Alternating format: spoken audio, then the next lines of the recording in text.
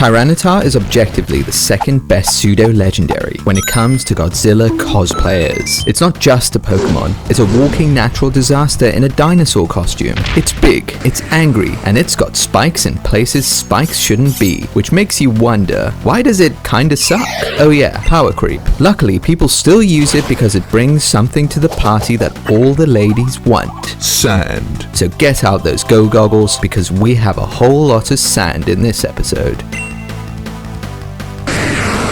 Tyranitar is a rock and dark type Pokemon introduced in Generation 2. It's the pseudo-legendary of this region, and the second one ever released following Barney the Dragonite. This behemoth stands at 6 feet and 7 inches tall, and weighs over 200 kilograms. For you Americans out there, that's about a Brock Lesnar and a half. If you want one of these spiky mountains, you need to catch a Larvitar, train it to level 30 to evolve into Pineco, but don't refund it because this is a magic Pineco that evolves again at a whopping level 55, by which you've already completed the game, and once this boy mega evolves, he gets even spikier. Tyranitar's name is from tyrant or T-Rex, while the Japanese name Bangiras is said to take inspiration from words meaning savage or barbarian, as well as the suffix saurus from dinosaurs. You're already warned that this is not your friendly neighborhood dinosaur. Design-wise, it's clearly based on kaiju, a Japanese term used to refer to giant humanoid monsters, most specifically Godzilla. The upright stance, the armored hide, the jagged back spikes, it all makes sense. It isn't just aesthetic inspiration, it's thematic. And not to mention, every time you see it, the only thing that seems to be missing is a city for it to destroy. The Pokédex wastes no time exaggerating Tyranitar into a myth, claiming that it's so strong it can reshape terrain and topple mountains. Its dark typing is symbolic of the terror it causes, but it being a secondary typing implies that it's unintentional, fitting as Godzilla is not inherently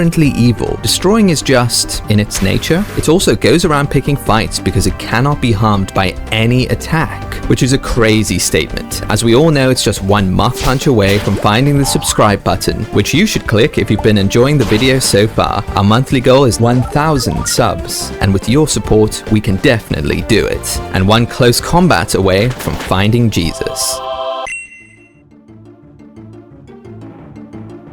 Tyranitar has a ton of insignificant appearances in the anime. It showed up as a third wheel to Alakazam and Charizard for about 2 seconds in a freeze frame in a Pokemon Mystery Dungeon special episode which nobody has ever heard about. And now that you know about it, you still don't care. In the Celebi movie, Tyranitar is used by the main antagonist. It was forcibly captured and quite scared, and then the antagonist caught it with a dark ball and it turned it into Angry Tyranitar. This is when it really turns into Godzilla. It starts firing off hyper beams at everything, and I swear it didn't hit a single Pokemon all movie, but it did look cool. Tyranitar goes rampaging in the forest, and Onix comes out to stop it, but it didn't really help too much. Tyranitar just resorts to wrestling Onix and throwing it around and smacking it on the head. The funniest part is when Suicune blasts Tyranitar, and while it's out cold, Onix comes back, remembers what Tyranitar did earlier, and just smacks it into the lake. That was so petty by Onix. In the main series, Tyranitar has one Godzilla-like moment. It's owned by a poacher who ends up battling a bunch of Koffings and Ekans, and an Arbok and Weezing.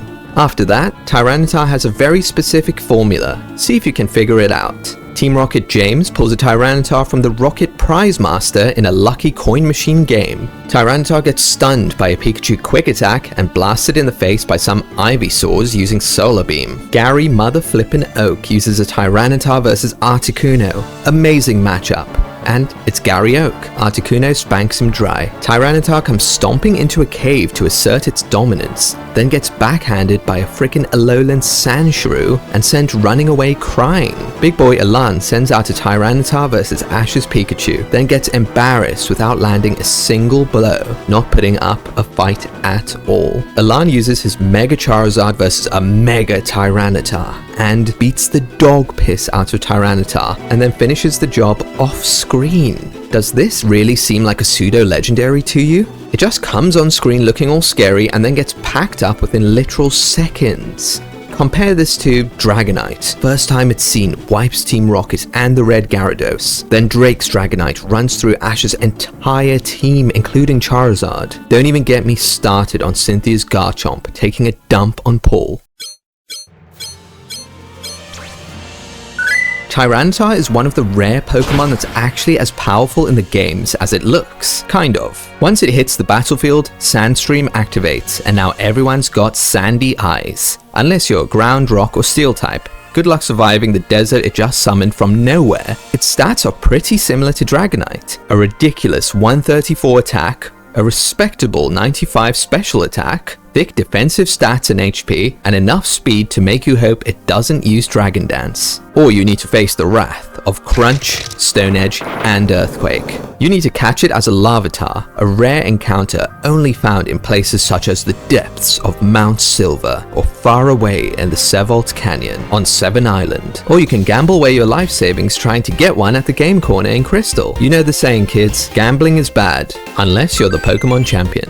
Evolve it at level 30 into the blue pineapple guy, then Tyranitar at level 55. Despite being a pseudo, it's only used by 2 major trainers ever. Blue in the Heart Gold and Soul Silver rematch, Blue in the Fire Red and Leaf Green rematch, and Rourke in the Pokemon Platinum rematch. So basically one major trainer. Most people won't even face them because it's post-game and completely optional. In Heart Gold and Soul Silver, Blue's Tyranitar has Low Kick, Fire Fang, Rock Slide, Earthquake, no dark moves. In Fire Red and Leaf Green, it has Crunch, Thunderbolt, Aerial Ace, and Earthquake, so no rock moves. Blue, this is why you're not the champion anymore. Rourke uses it as his new ace with Crunch, Stone Edge, Aerial Ace, and Fire Fang. Now that's what I'm talking about. But these guys are so late game that you have at least one fighting move on your team, and whatever it is, it's going to melt Tyranitar. Why doesn't Karen have a Tyranitar? New Dark type, new and final Elite Four member, Dark type specialist, element of surprise. It couldn't be a more perfect fit. Houndoom is kinda cool, I guess, but I have mixed feelings after the episode with Norman. Luckily, Game Freak didn't disrespect it entirely, as it was one of the first Pokemon to receive a Mega Evolution in Generation 6. Tyranitar grows to over 8 feet and looks like a complete world breaker, with spikes on spikes and more spikes on those spikes. It also gets disgusting stats: 164 attack, 150 defense, 120 special defense, and a plus 10 speed buff made Dragon Dance that much more deadly. Its base stat total hits 700, which puts it above most legendary Pokemon. Unfortunately, it still doesn't seem as strong as those legendaries. It's a combination of its typing letting it get spadoodled by any fighting move, and its strongest stab moves being Crunch at a not so great 80 base power, and Stone Edge, which never hits. In the Pokemon Adventures manga, Lance goes into hiding after being gunned down by plot armor, and it turns out he has a Pupitar. He meets up with Silver, they have a small scuffle which turns into Lance being like, you know, I could make you disappear at any point, but I'm a good guy now, so take this Pupitar and fight evil with it. Silver's like, sweet, and so he evolves it and uses it to fight Gold, the least evil person he can find. He battles Gold and decides to flex by sending out Tyranitar, who starts doing things to Gold's team that shouldn't be legal in any manga. It throws everything and the kitchen sink at Gold's Pokemon, and Gold's like, what the hell is going on? Silver's like, I don't really know, I'm not in control of this Tyranitar anymore, and just watches the show. It sweeps Gold's team, but is taken out by a crafty Togepi Double Edge. Really? Even in times it shines, it still gets egg cracked on its head. Silver goes, damn, that was crazy, and returns Tyranitar to Lance because he'd rather not destroy cities by accident.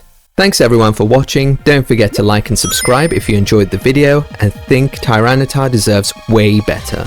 If you could change Tyranitar in one way, how would you do it?